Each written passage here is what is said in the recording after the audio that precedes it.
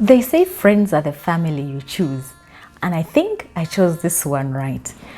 In today's video, I sit down and have a conversation with a friend of mine, Lois. We have been friends for 15 years, and what a beautiful journey. I am excited to bring her. You learn how we met. What are the pillars of friendship? Some tools that you can take along in your friendships. And guess what? I too learn how to make new friends, because you know what? It's hard for me. But Lois is a well of wisdom, and you don't want to miss this. See you on the other side. It's also like that marriage thing again, where you have God and the friend and the friendship, where we've agreed that, you know, this has to work. What I hear you say is make room, which is something I struggle with friendship. With love relationships, I don't know why. With love relationships, I had that perspective, right? Mm-hmm. Before getting married, there was always room. If this doesn't work, something else will. You know, it just means. But I don't know why I struggle with friendship. Probably something went wrong somewhere with the relationship, and I decided, you know what, I'm done. But what I hear you say is make room, and don't decide for the long haul. Just one day at a time. Just make room and see if it and to be honest, we're wired differently. Yeah. So some of us go through life more open than others. In friendship, closed. Yeah. And so I think we're different. Yeah, we're different, and that's okay. That's okay. That's okay. You know, some people are happy to go through life with 2 friends, and that's enough. And then there's those who want 20, 25, you know, over a period of 80 years, they've had so many friends you can't keep count. Although I genuinely believe that if it's, you know, real and true friendships, because there's commitment in 2 to 3, yes, the commitment over the years and the time, it's a lot. So I think that, because if you have a baby, I have a baby, you know what I mean? I mean, you are just closer to that baby, but everything about your life changes with mine as well. So if I have 4 or 5 of you that have babies at the same time, I have to ask myself, how do I split myself across those 5 people? You know what I mean? Because and over time our friendship circles have reduced. And that's what I mean, when we met each other, like, we found ourselves with a lot of friends. We all had friends from different. We belong to different. It's like, oh, we have so much in common. Yes, I really we know the same people, and over the years, those people have kind of walked away. Have fallen off. Yeah. So it's been an interesting journey. Yeah. Now that you put it like that, it was like, so good to see you. Then you go, but now it's like the circle got smaller and so smaller. And I think as life just continues to progress, you really can't keep up with so many people. It's exhausting. And so you choose the friends that you know, that you know. These are my people. This is my person. Come what may, this one will be there. So I'm going to fight for this friendship. I'm going to reach out. I will keep reaching out. No matter what's going on in my world, whether it's chaotic and I haven't slept in 5 days, I will send a text. Even if it's just a I hello. will swing by. And for me, I do the random drop-ins. Yes, I do random drop-ins, because that's the only thing that works. Because I can't plan. And it's funny enough for me, who's such a planner. I've been unable to plan life. Yes. Life has thrown you off And balance. so it's just had to be, are you home? What are you doing? Can I swing by? And you will drop what you're doing and say, come. Because it's important. Because and that's another thing. I'm not very good at visiting. So if I would give advice, is focus on your strengths in a relationship. For me, what I try to do in a relationship is, no matter how long you don't hear from me, I will try and drill it into your head. You need to know that whenever you need me, I will be here. That's what I try, because that's my strength. I will never be, because I live so much in my head, it's very difficult for me to say, even if I drive past your office, I won't be thinking about, let me stop there. But as long as I know, you know, that if you need me, I will drop whatever I'm doing and I will be there. So that's been the power for me. It's just, I know that's what my strength is. I'm not going to sit and try. I rarely remember birthdays. You and I are both bad about that. Like I won't remember your birthday, but I will try to make sure you know that no matter what, if anyone else is not your friend. See, there's something we have in common: birthdays. I don't know if it's childhood experiences. I mean, for me, who's a January baby, there was never money on my birthday because of school fees. Yeah. So I just learned not to celebrate my birthday. So it's very hard for me to celebrate other people's birthdays. Because it wasn't attached as an important thing. They're more important and when I things. met you, and you didn't make such a big fuss out of me forgetting, and I was just like, phew. Because the pressure, it's a lot. It's a lot. The pressure to especially if you're not wired that way. But so it's been. I remember there was one birthday of mine that you forgot, and you felt so bad, and you called, "I'm so sorry," and I was not because I was raised in a home where no birthday went unnoticed. Not one born in January, not one born in December. Everyone got cake, everyone got pledges from the family, and everyone had to buy a gift for someone. So when I forgot your birthday, I was just like, this sin that I have committed. And then for me, it wasn't even like a friendship shaking moment the way it would be maybe for another person. For me, it was just like, it was one of those things. Been there, done that. Okay, thanks. Thanks for being sorry. Yes. And really don't worry about it. Because honestly, I would forget too. In fact, a part of me was relieved, like, someone did what I do too. Yeah. Oh, man. But I guess also it's that safety of, I'm the birthday forgetting friend. But I'm okay in this friendship with being that person, and I won't be judged. No one will judge you for I won't be judged harshly or considered insensitive or unkind because, you know, my friend knows my heart. Yeah. And she does. And because we've shared way more days in the year than the birthday. And I think just even more meaningful moments. Like I remember one, well, I can remember several, but one particular one was when I was going through a really hard time with Ziale. And I think if there was one time I felt like I had given up, was that one time where I felt like, I'm always let's try one more time. But that time was like, I don't have one more left. That's when I went to tailoring school and I was like, I have this business plan. This is what I'm going to do. And you were like, I will invest in it. Long story short, that business never happened. But you were willing to say, I'm here. You want to do this business. Here is money. Go and start. And I didn't have money at the time. You were working at the time. I wasn't, right? But we were in such different seasons. I was down at my worst. But you were just like, no. You're still my friend. And even like I was talking about these grand dreams about now I'm going to start selling bed sheets. I'll make them myself. You're like, yeah, girl, do that, And it's those moments that, dude, what's a birthday? I was born. That's great. I was born. What counts is I'm here. And that's meant. I could 15 years is a long time. I remember the tailoring business. Yeah, you remember. Yeah, you invested quite a bit in that. I'm so blessed. People, either I'm a good salesperson or you people just really love me. We love you. I think you love me. And I think that's what it is. You love it because you're just like, go and do that. And that wasn't the only time. I could remember 1 or 2 or 3 more times when you're like, okay, that's the new dream. Let's do that. Yeah. Because you're free to dream. Dream. Yeah. Sometimes I'll dream vicariously through you when I'm in a season when I'm not dreaming. Yeah. And then it's like we can always come back and live. I mean, we could have this conversation forever and ever. Yeah.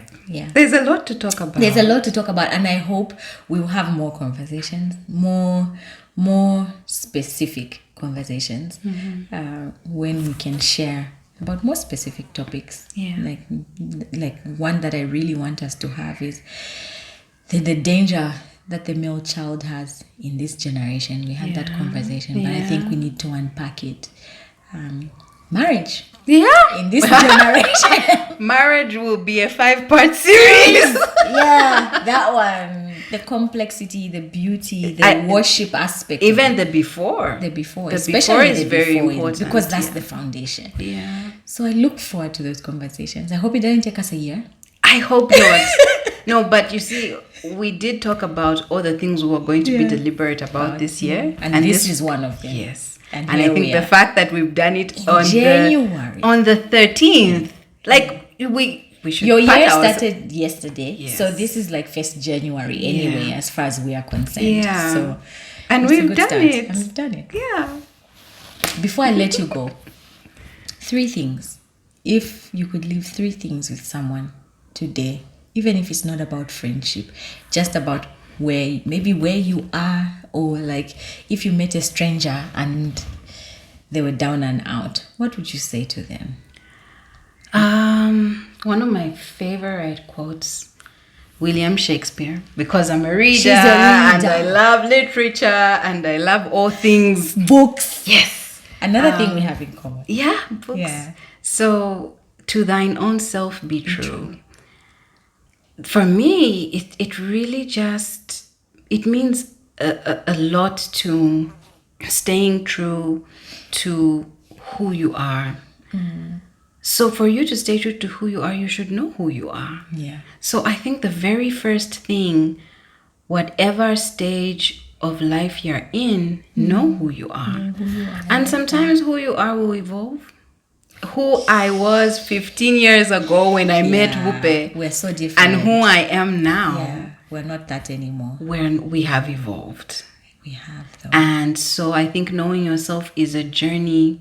You have to keep on rediscovering who you have become, and look back on what you have let go of. And who you are becoming and who you want to be. So that at each stage you are true to yourself. And like I said, being your most authentic self, I think it's so important. Is that point 2 or the other one? Because I'm enjoying these. No, I think they're connected. So to your own self be true. It's being authentic. It's knowing yourself. It's being authentic.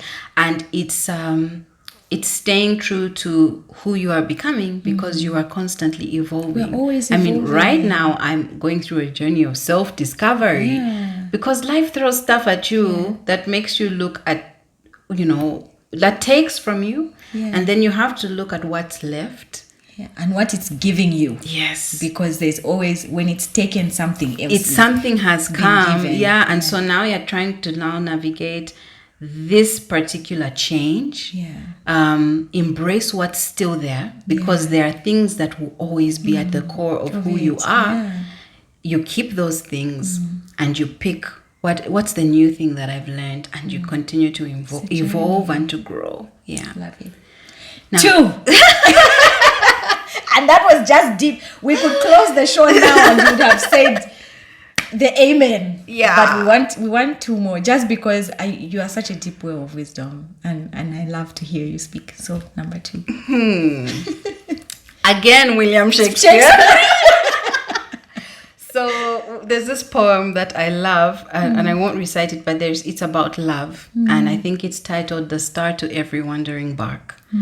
And there's a part where he talks about how love does not move. It is an ever fixed mark. Love that. And I believe in love. Wupe and I, we love all things about love. Another thing we have in common. We're romantics. We are romantics. And so... love. We believe the best out of love, no matter the season. It's like we believe that good will come out of it.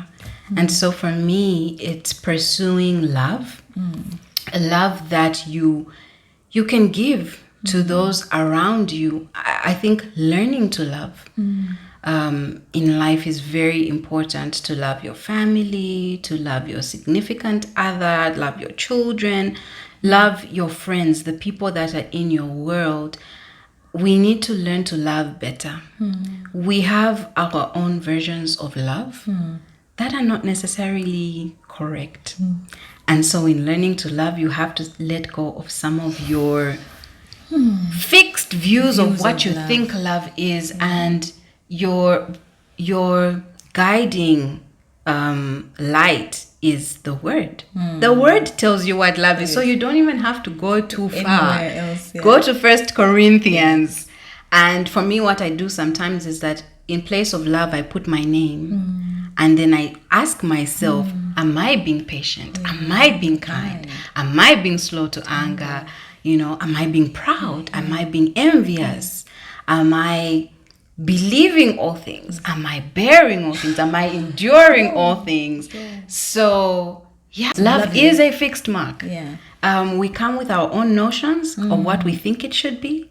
God has already given us the example, and He's given us a blueprint. And so every day we need to pursue that fixed mark. We laugh because we know the struggle.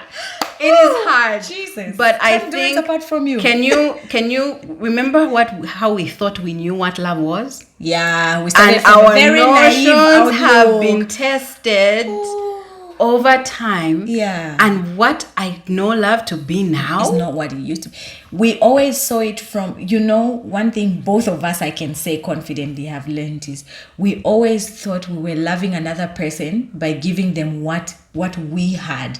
And then we learned that love is not what I want to give you, but it's what the other person needs. And sometimes that means you stretching.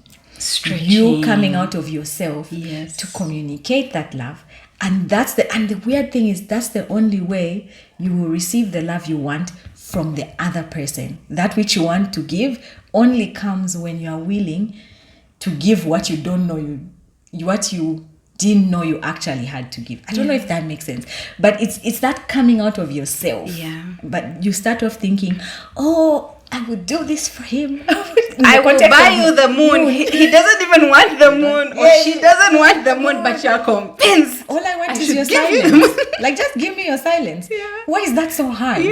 Just give me your silence, and that's what I appreciate. But you're like, no, I want us to have conversations because, no, girl, that's what you want. That's not what I want. And on top of that, I think I have learned. I am still learning. We're still This learning. is tested many times. Sometimes I get it right. Sometimes I don't.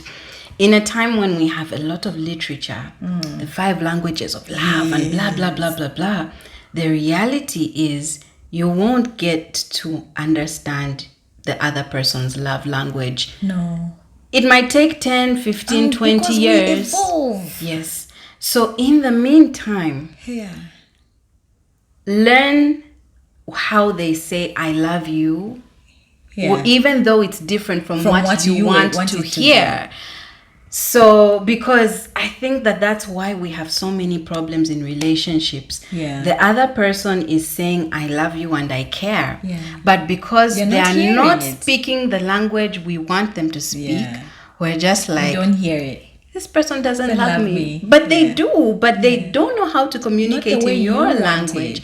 So I've learned to look out for the I love yous in a phone call. I'm coming home. I'm at the store. Should I buy you something? That's I love you. Do you need something? What can I do for you? Or did you? And sometimes it's not even about you. It's this happened. But the thought is, I cared to share it with you, not anyone else. And that's the equivalent of roses. So don't be stuck on the roses. Even though I demanded, last night I was demanding. Okay, you can have that and the roses. But if the roses don't come, be wise enough to be able to identify that, you know what? This is care. This is love. This is concern. This is sensitivity. And it's a tough thing to because we're stuck in our mode of this is how I want to be loved.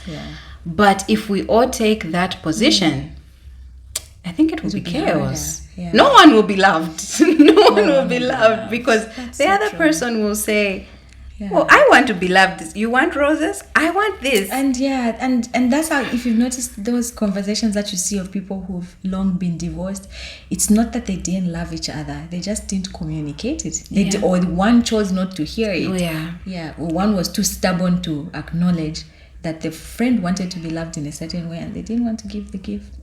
But then 10 years down the line is, but I loved you. And I'm just like, guys, but we're still learning. We keep learning. Number 3. So, God. In fact, this should have been number 1.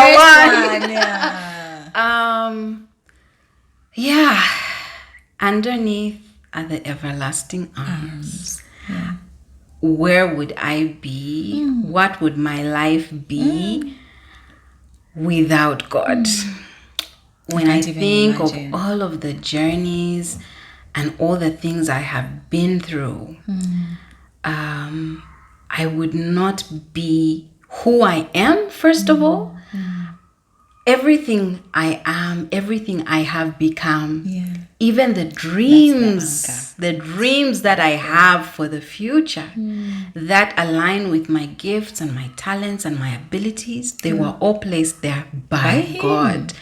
And so the same way that he has the blueprint for love, he has the blueprint for my life. And I found that when I try to do my own thing, it's just, I make a mess. I make a mess of relationships. I make a mess of parenting. I make a mess of my work situation.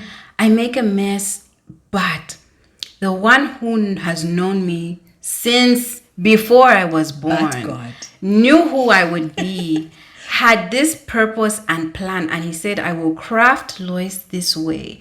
She will have this perspective of life. I will place dreams in her from an early age, and she will be this kind of person. I will place in her path these things that will lead her. I've seen God be very deliberate in my life about just leading me through. There's nothing in my life that I can call a coincidence.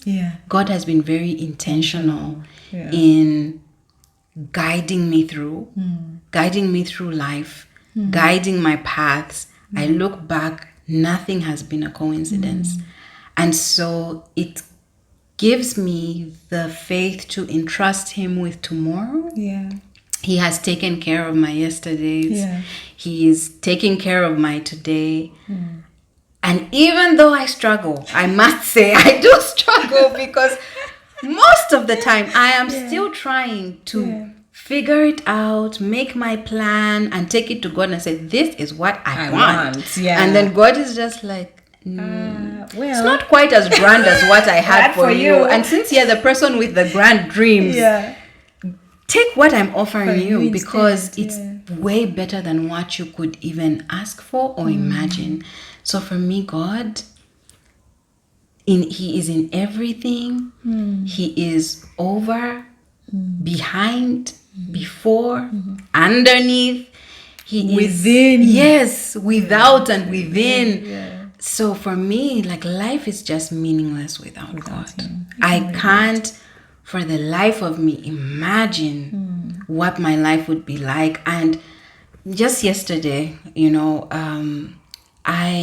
not yesterday, the day before, I had been praying about something. And I was just like, God, aren't you hearing me? I've been asking you for direction and you're not talking to me. But God, I've been crying. Haven't you seen my tears? Haven't you seen? And then, I was in one room in the house. And then there was this nudging to move from where I was and go to the sitting room. I go to the sitting room and the children are watching a cartoon, Joseph, King of Dreams. I stumble onto this cartoon at the point where Joseph is saying, God, do you not hear me? Yes. And Joseph is in prison and he's complaining.